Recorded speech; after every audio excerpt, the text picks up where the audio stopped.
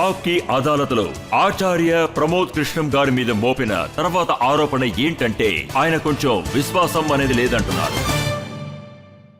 ఆచార్య గారు 32 సంవత్సరాలు మీకు రాజకీయాల్లో ఒక గుర్తింపుంది. అంటే ఒక కాంగ్రెస్ లీడర్గా కాంగ్రెస్ పార్టీ మిమ్మల్ని 2 సార్లు లోక్సభ ఎలక్షన్లో నిలబెట్టారు. మీకంటూ ప్రత్యేక మర్యాదిచ్చారు, పేరునిచ్చారు, గౌరవాన్నిచ్చారు. పొలిటికల్ అఫైర్స్ కమిటీలో మిమ్మల్ని మెంబర్గా చేశారు. కాని మీరంతా మర్చిపోయి పారిపోయారు. నేను ఏ కాంగ్రెస్లో మెంబర్గా ఉన్నానో, ఏ కాంగ్రెస్తో నేను ప్రయాణం చేశానో ఆ కాంగ్రెస్ అనేది మహాత్మాగాంధీ కాంగ్రెస్. నా చిన్న వయసు నుంచే కాంగ్రెస్కి మద్దతిచ్చి పెరిగినోడ్ని. నాకొక 18-19 ఏళ్ళు ఉన్నప్పుడు రాజీవ్ గాంధీ గారిని కలిశాను. Rajesh Pilot sir student movements నుంచి బయటికి తీసుకువచ్చి రాజీవ్ గాంధీ గారిని పరిచయం చేశారు. రాజీవ్ గాంధీ గారిని కలిసిన తర్వాత నాకొక సంకల్పం మొదలైంది. నేనొక వాగ్దానం చేశాను. జీవితాంతో నా చివరి శ్వాస వరకు కాంగ్రెస్లో ఉంటానని చెప్పాను. అయితే నేను కాంగ్రెస్ను వదిలిపెట్టలేదు. కానీ ఏ కాంగ్రెస్ మహాత్మాగాంధీ కాంగ్రెస్ లాగా ఉందో ఆ కాంగ్రెస్ ఆరంభం, ఆ కాంగ్రెస్ సభ వల్ల శుభ ఆరంభం వందే మాతరం, రఘుపతి రాఘవ రాజారాం అలాగే మొదలయ్యింది. అది మహాత్మాగాంధీ కాంగ్రెస్, మొహమ్మద్ అలీ జిన్నా కాంగ్రెస్లో మొదలయ్యింది. అందుకే నేను గొడవ పెట్టుకున్నాను. లేదు, దానివల్ల గొడవలు రాలేదు. మీరు ఎందుకని గొడవ పడ్డారంటే, నరేంద్ర మోడీ గారు రామ్ మందిర్లో పునాదిరాయి వేయడానికి వెళ్ళినప్పుడు కాంగ్రెస్కి ఇన్విటేషన్ వచ్చింది. కానీ కాంగ్రెస్ ఆ ఇన్విటేషన్ యాక్సెప్ట్ చేయలేదు. కాంగ్రెస్ వాళ్ళు ఏమనుకున్నారంటే అది బీజేపీ ఫంక్షన్, మనం వెళ్ళకూడదు. కానీ ఆచార్య ప్రమోద్ కృష్ణం గారు వెళతారన్నారు. రజత్ సార్, ఆచార్య ప్రమోద్ కృష్ణం ఎందుకు వెళ్లారంటే, రాముడి విషయంలోనూ మన భారతదేశ విషయంలోనూ కాంప్రమైజ్ అవ్వలేం. రాముడి భారతదేశపు ఆత్మ.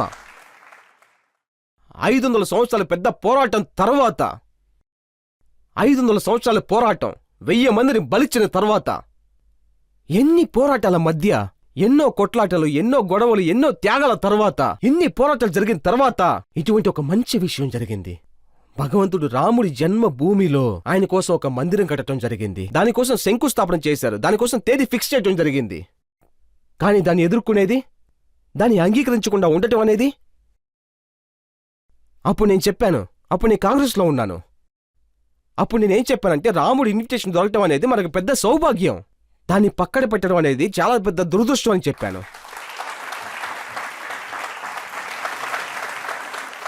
నేను ఈ మాట చెప్పాను. నాకు ఇన్విటేషన్ దొరికింది, నేను ఖచ్చితంగా వెళ్తున్నాను, మీరు కూడా వెళ్ళండి అని చెప్పాను. అందులో ఏం తప్పు ఉంది?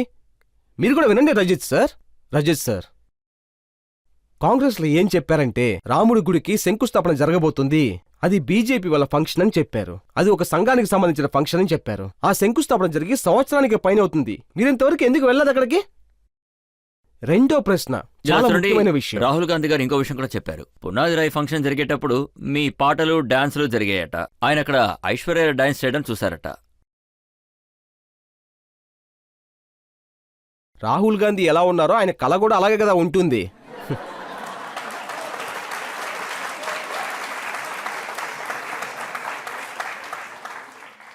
నిజమైన విషయం ఏంటంటే, శంకుస్థాపన జరిగే సమయంలో ఒక్కొక్క ఫుటేజీ, ఒక్కొక్క వీడియో ప్రపంచం మొత్తం చూశారు. అది మీరు కూడా చూసుంటారు కదా. దొరకలేదు. కానీ అది రాహుల్ గాంధీ కళ్ళలో మాత్రం ఎలా వచ్చింది? రాహుల్ గాంధీ సార్ ఏం చెప్పారంటే, అక్కడ పాట, డాన్స్లు జరుగుతున్నాయని. అవును, ఖచ్చితంగా. అక్కడ ఏమైనా పోరాటం జరుగుతుందా? భగవంతుడు రాముడికి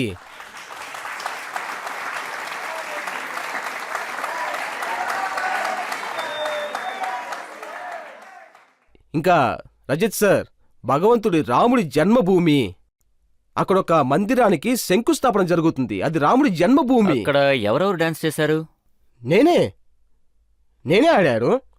నేను ఇంకా ఆడతాను. సన్యాసులు అందరూ ఆడారు. మొత్తం అయోధ్య డాన్స్ చేసింది. రజత్ సార్, మొత్తం ఇండియా ఇంట్లో కూర్చొని డాన్స్ చేశారు. రాహుల్ గాంధీ గారు ఒక విషయాన్ని మళ్ళీ చెప్తూ ఉన్నారు. పునాదిరాయి ఫంక్షన్ జరిగేటప్పుడు ఆయన ప్రజలకేం చెప్పారంటే, మీరు అంబానీని చూశారు, అదానీని చూశారు, అమితాబ్ బచ్చన్ని కూడా చూశారు, కానీ మీరు ఏదైనా ఒక్క పేద ప్రజల్ని అక్కడ చూసారా? రాహుల్ గాంధీ గారి కళ్ళని ఖచ్చితంగా అక్కడ ఎవరు కట్టేశారని నాకు అస్సలు తెలియడం లేదు. నిజంగా ఆయనకి అయోధ్యలో శబరి డాన్స్ ఆడినది చూసుంటారు. ఆయనకి అయోధ్యలో చేపలు పట్టిన వాడు డాన్స్ చేసేది తెలుసుండదు. నిషాంత్ డాన్స్ చేసింది చూసుండడు. ఆయనకి జడాయు డాన్స్ ఆడినది తెలీదు. ఆయనకి జంపన్ డాన్స్ ఆడినది తెలీదు. ఆయనకి ఆచార్య ప్రమోద్ కృష్ణన్ డాన్స్ ఆడినది అస్సలు తెలీదు. ఆయన కళ్ళకి అక్కడ అంబానీ, అదోని, ఐశ్వర్యరాయ్ మాత్రమే డాన్స్ ఆడినది చూశారు.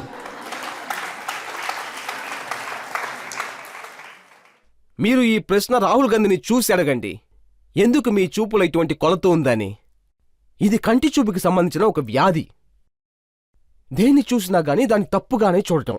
నా ప్రశ్న చూసారంటే అక్కడికి వచ్చిన వాళ్ళందరూ బిగ్ షాట్స్, ధనవంతులు, సినిమా వాళ్ళు, పేదరికంలో బతికే ప్రజలు ఎవరైనా అక్కడికొచ్చారా? అప్పుడు ఆ పెద్ద పెద్ద మనుషులకి ఉరిశిక్ష వేసేయండి. దేశపు మంచి పనిలో డబ్బు ఉన్నవాడికి చోటుంది, డబ్బు లేనివాడికి చోటుంది.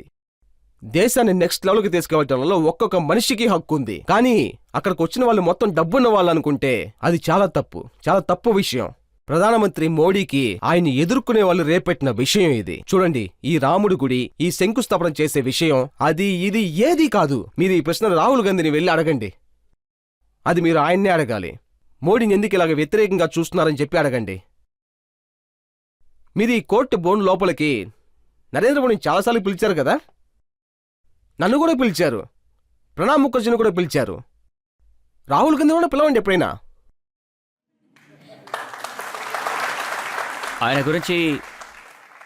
ఆయన గురించి నేను విన్నప్పుడు మిర్జా గాలి గారి కవిత మీకు ఒకటి చెప్తాను. मैं बुलाता तो हूं उसको मगर ये जज्बा दिल उस पे बन जाए कुछ ऐसी कि बिनाए न बने.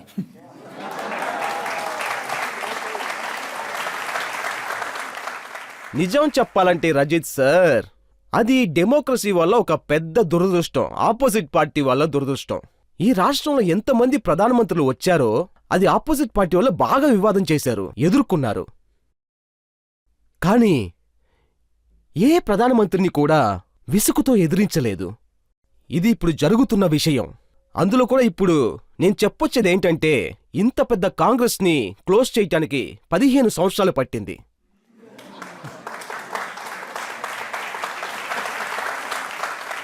ఎన్ని 15 సంవత్సరాలు. ఈ ఆపోజిట్ లో ఉన్న పార్టీ వాళ్లే వాళ్ళని నాయకుడిగా ఎంచుకున్నారు. దానికి ముగింపు తీసుకురావడానికి అంత సమయం పట్టింది. అది ఒక పెద్ద దురదృష్టం. ఇక్కడ ఒక ఆరోగ్యమైన పార్టీ అవసరం అవుతుంది. ఆరోగ్యమైన డెమోక్రసీ కోసం ఆపోజిట్ పార్టీ అవసరం. న్యాయమైన ఒక పార్టీ అవసరం. అది ఒక కోతుల సైన్యంలాగా ఉండకూడదు. కానీ నన్ను అడిగితే ఆయన కాన్ఫిడెన్స్ లెవెల్ చాలా అద్భుతంగా ఉంటుంది. రాహుల్ గాంధీ గారు ఏమన్నారంటే, ఈ ప్రభుత్వం వ్యతిరేకంగా నడుస్తోంది, మాకేం కావాలో మేము చేసుకుంటామన్నారు. ఆ తప్పు వాళ్ళ చూపుల్లో ఉందని అర్థం. ఈయన నరేంద్ర మోడీ, ఆయన ఓడిపోడు, ఎవ్వరూ ఓడించలేరు. చూడండి, సరిగ్గా ఇక్కడే ఊహించని ఒక విషయాన్ని చూస్తున్నాను. మీరు ప్రియాంక గాంధీ గారికి చాలా క్లోజ్గా ఉన్నారు. మీరు ఆవిడ్ని కాంగ్రెస్లో లీడర్ చేయాలనుకున్నారు. కానీ ఆ తర్వాత మీరు నరేంద్ర మోడీ గారి కోసం కాంగ్రెస్ వదిలి వెళ్ళిపోయారు. ప్రియాంక గారిని అనాథగా వదిలేశారేంటి? లేదు రజిత్ సార్, విషయం అది కాదు. నేను కేవలం నరేంద్ర మోడీ కోసం కాంగ్రెస్ని వదిలిపెట్టి రాలేదు. అలా కాదు, నేను అసలు కాంగ్రెస్ని వదిలిపెట్టలేదు. నేను రాముడి గుడి శంకుస్థాపనకి వెళ్ళి వచ్చాను. తర్వాత కల్కిదం గర్భగుడికి తేదీ ఫిక్స్ చేయడానికి వెళ్ళి వచ్చాను. అప్పుడు గౌరవనీయులైన మన ప్రధానమంత్రి నరేంద్ర మోడీ గారిని ఇన్వైట్ చేశాను. ఆ తర్వాత ఆ ఫోటోస్ ఉన్నాయి కదా, అప్పుడే నాకొక విషయం తెలిసింది, కాంగ్రెస్ వాళ్ళు దీన్ని వేరేలాగా తీసుకున్నారు అని. అదేమైందంటే, పార్టీ నుంచి నా బహిష్కరణ లెటర్ ఇంకా నాకు వచ్చి చేరలేదు. కానీ నాకు తెలిసిందేంటంటే, నన్ను పార్టీ నుంచి తీసివేశారని. రజత్ సార్, సనాతనం ఇంకా ప్రాణాలతోనే ఉంది. భారతం అది ఎప్పుడు ఆరోగ్యంగానే ఉంటుంది. ఒక్క ప్రాబ్లం మాత్రమే కాదు, 1000 ప్రాబ్లమ్స్నైనా ఎదుర్కోవటానికి ఇక్కడ నేను తయారుగా ఉన్నాను. కానీ సనాతన విషయంలో కాంప్రమైజ్ అనేది లేదు. నేను కాంగ్రెస్ వాళ్ళని అడిగాను, ఆచార్య ప్రమోద్ కృష్ణం గారిని 6 సంవత్సరాల తర్వాత పార్టీ నుంచి ఎందుకు తీసేశారని అడిగాను. అక్కకి తమ్ముడికి మధ్య గొడవ రేపుతున్నారట, వాళ్ళిద్దరి మధ్య గొడవలు పెడుతున్నారట. అప్పుడు నేను గొడవలు పెడుతున్నానా? సరే, ఒక విషయం చెప్పండి రజిత్ సార్. 1931 నుండి మొదలుపెట్టి 2022 వరకు కాంగ్రెస్ 64 సార్లు ముక్కలయ్యింది. 64 సార్లు పండిత్ నెహ్రూకు ముందు ముక్కలయ్యింది, ఇందిరాగాంధీకి ముందు ముక్కలయ్యింది. కాంగ్రెస్లో ఎన్నో గొడవలు, ధనశేఖర్ ముందు ముక్కలయ్యింది. ఇంకా కాంగ్రెస్లో నరసింహారావు వచ్చారు కదా, తర్వాత తివారీ వచ్చారు కదా, శరద్ బాబు ఆర్ పిఎస్ శర్మ, ఇంకా తారిక్ అన్వర్. ఆయన పార్టీని వదిలిపెట్టే వెళ్లిపోయారు. బయట దేశం నుంచి వచ్చిన ఒక మనిషి చెప్పారు, ఇండియాకి ప్రధానమంత్రి సోనియా గాంధీ అసలు అవ్వలేరని చెప్పారు. ఎందుకంటే వాళ్ళు బయట దేశపు వాళ్ళు. ఒక్క విషయం చెప్తాను, నేను పుట్టింది 1965. అంతకుముందు కాంగ్రెస్ 42 సార్లు ముక్కలయ్యింది. ఎవరు ముక్కలు చేసింది? కానీ ఇవాళ చూడండి, 2024లో దీన్ని మీరు 42 సార్లు చెప్పారు. రాహుల్ గారికి అసలు అర్హత లేదు, ప్రియాంక గారే పార్టీకి నాయకురాలుగా ఉండాలన్నారు. మీరే ప్రియాంక గాంధీ గారిని రాయ్ బరేలీలో పోటీ చేయమన్నారు, ప్రియాంక గాంధీ గారిని ప్రధానమంత్రిని చేయాలన్నారు. ఇద్దరి మధ్య గొడవ పెట్టలేదా? నేను చెప్పింది అది ఖచ్చితంగా నిజమే, ఇప్పుడు కూడా చెప్తున్నాను. కానీ చూడండి, అది జరగటం చాలా కష్టం. ఎంతవరకు కమాండ్ రాహుల్ గాంధీ చేతిలో ఉందో అంతవరకు ప్రియాంక గాంధీ వల్ల ఏమీ చేయటం కుదరదు. ఇంకా రజత్ సార్, ఇంకొకటి చెప్తాను వినండి. ఎంతవరకు ప్రియాంక గాంధీ చేతిలో కాంగ్రెస్ కమాండ్ రాలేదో అంతవరకు ఏమీ చేయలేరు. అయితే ఎవరు దాన్ని ఆపుతున్నారు? ఆ ప్రశ్నే మాయంగా ఉంది. ఇది పెద్ద సవాల్. ఇది దాని గురించి చెప్పాలంటే, ఒకరోజు సింధియా వెళ్లారు, జితన్ ప్రసాద్ వెళ్లారు, హర్బన్ సింగ్ వెళ్లారు, అశోక్ కమర్ వెళ్లారు, చౌకాన్ వెళ్లారు, గౌరవ్ బల్లు వెళ్లారు, రాధికా వెళ్లారు, వరుసగా వెళ్లారు. అన్నిటికీ ఇదే కారణమా? చాలా మందికి ఇంకా అవకాశం దొరకలేదు, లేంటే వాళ్ళు కూడా వెళ్ళుంటేవాళ్ళు. అన్నిటికీ కారణం ఇదే. అదేంటంటే రాహుల్ గాంధీజీతో ఒక గ్రూపు ఉంది.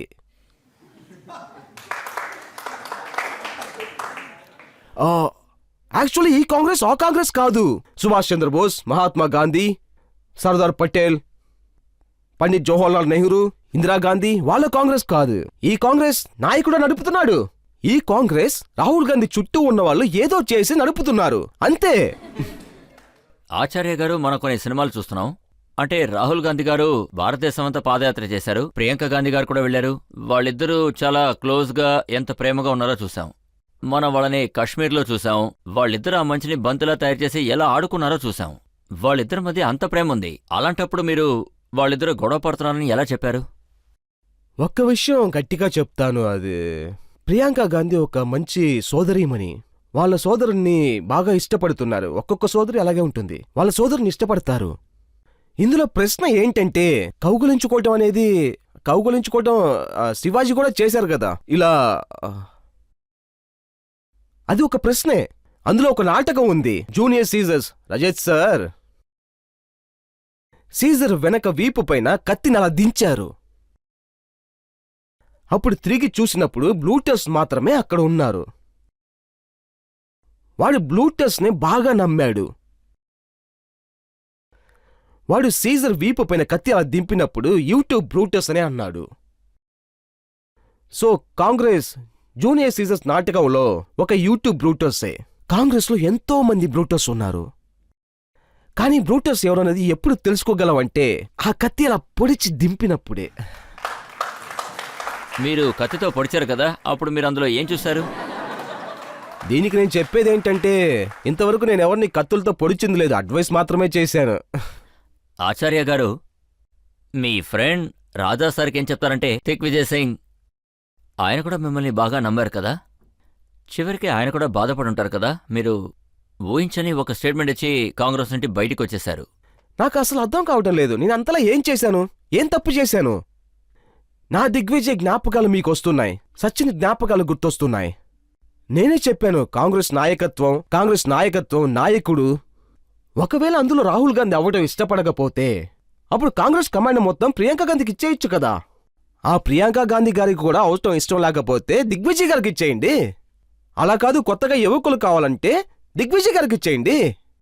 దిగ్విజయ్ సార్ రాహుల్ గాంధీ గారి దగ్గర చెప్పారు, మీకు కావాలంటే నామినేషన్ బాగా వేసుకోవచ్చు. కానీ విషయం ఏంటంటే, దిగ్విజయ్ సార్ నామినీ వేయటానికి వచ్చేటప్పుడు రాహుల్ గాంధీ చుట్టూ అతని గ్రూప్ ఒకటి ఉంది కదా, ఆయనకు ఒక తల ఆడించే బొమ్మే నాయకత్వం తీసుకోవాలని ఆశపడ్డారు. అనుకున్న టైంలో వాళ్ళు ఏదైనా చేయగలరు. వాళ్ళకి దిగ్విజయ్ పైన ఒక సందేహం వచ్చింది. ఈ దిగ్విజయ్ సార్ బాగా స్ట్రిక్ట్ అయిన ఒక మనిషి. అలాగే దిగ్విజయ్ సార్ని వాళ్ళందరూ కలిసి అలా పక్కకు నెట్టేశారు. అలాగే నన్ను కూడా చేశారు. అందువల్ల మోసం చేసింది వాళ్లే, ఇటువంటి పనులు చేసింది వాళ్లే, బ్రూటస్ వాళ్లే. ఈ ప్రశ్న వాళ్ళని చూసి అడగండి. నా మనసు లోపల ఎటువంటి కల్లా కపటమూ లేదు, ఇప్పటికీ అలాగే. నేను ఒక విషయం మీకు ఖచ్చితంగా చెప్పాలి. నిన్నటి వరకు నేను ప్రియాంక గాంధీ గారితో ఉన్నాను, ఈ రోజు నరేంద్ర మోడీ గారితో ఉంటున్నాను. ఎవరైనా అడగాలనుకుంటే అడగచ్చు. దిగ్విజయ్ సింగ్ ఏమంటున్నారంటే కావి రంగే చాలా భయంకరవాదమని. దాని గురించి మీరేమంటున్నారు? తనేమంటున్నారంటే హిందూ తర్వాత ఆర్ఎస్ఎస్ తర్వాత ఈ భయంకరవాదులను స్ప్రెడ్ చేస్తున్నారని, ముస్లింస్ మీద నిందలు వేస్తున్నారని. దాని గురించి మీ అభిప్రాయం ఏంటో సార్?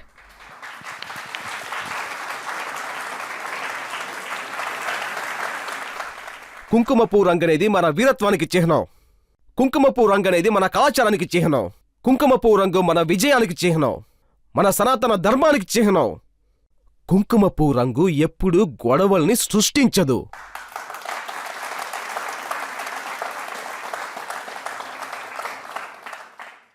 మీరడిగిన ప్రశ్న ఉంది చూశారా, దిగ్విజయ్కి సంబంధించింది.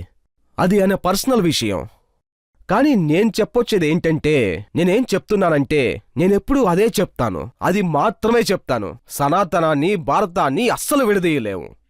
రజత్ సార్, ఎంతో మర్యాద గల మన భగవంతుడు శ్రీరాముడు ఆ సమయంలో లంకాధిపతుడైన అహంకారంలో విర్రవీగుతున్న మహారాజా సామ్రాట్ 10 తలలు ఆయన బొడ్డుని గురిపెట్టి బాణాన్ని వదిలారు. అహంకారంతో తల విరిచి ఆయన లంకాధిపతిని అక్కడే భస్మం చేశారు. సనాతనాన్ని నిలబెట్టారు.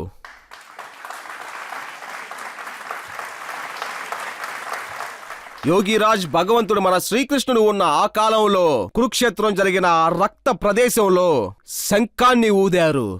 అయితే అధర్మాన్ని నాశనం చేసేసి ధర్మాన్ని నిలబెట్టడానికి ఆయన కష్టపడ్డారు. ఎంతో పెద్ద పోరాటాన్ని రెచ్చగొట్టారు సనాతనాన్ని కాపాడటానికి.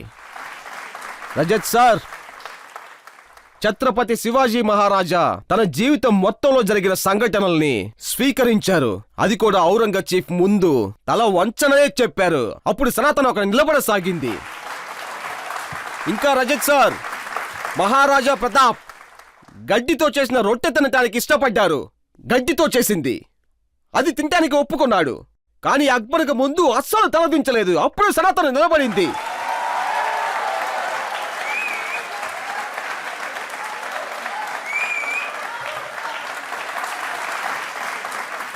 ఇంకా గురు గోవింద్ సింగ్ మహారాజా, గురు గోవింద్ సింగ్ చిన్నపిల్లల్ని గోడకి గుద్ది చంపి విసిరేశాడు. ఆయన మొత్తం జీవితాన్ని ఒకే నిమిషంలో మార్చి పారేశారు. కానీ సనాతనంలో ఆయన కాంప్రమైజ్ అస్సలు అవ్వలేదు. అప్పుడు సనాతనం నిలబడింది.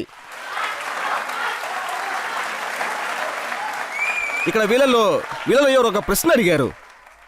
ఎవరు ఆ ప్రశ్న అడిగారో, కుంకుమ పువ్వు రంగు సన్యాసం. వివేకానందుడు చికాగో నగరంలో ఆయన వరల్డ్ బ్రదర్హుడ్ గురించి మాట్లాడినప్పుడు అక్కడ సనాతనం నిలబడింది. ఒక పేదవాడి కుటుంబంలో పుట్టిన ఒక మనిషి, టీ కొట్టు నడిపే వాళ్ళ కుటుంబంలో పుట్టిన ఒక మనిషి, ఆలోచించండి, ఆయన ఇండియాకే ప్రధానమంత్రి అయ్యాడు. 500 సంవత్సరాలుగా జరుగుతున్న ఒక గొడవకి ముగింపిచ్చేసి రాముడి గుళ్ళో ప్రతిష్ఠ చేశారు. అప్పుడు సనాతనం ఖచ్చితంగా ప్రాణాలతో ఉంది. అదే సనాతన ధర్మం.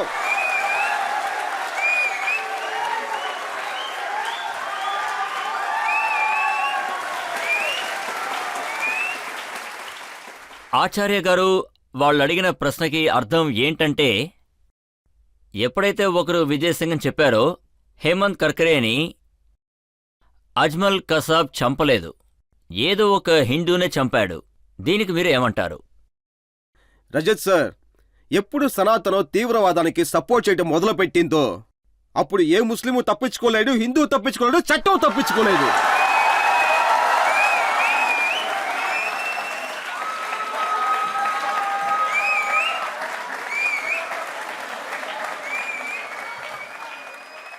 ఈ ప్రశ్న చాలా తప్పైనది.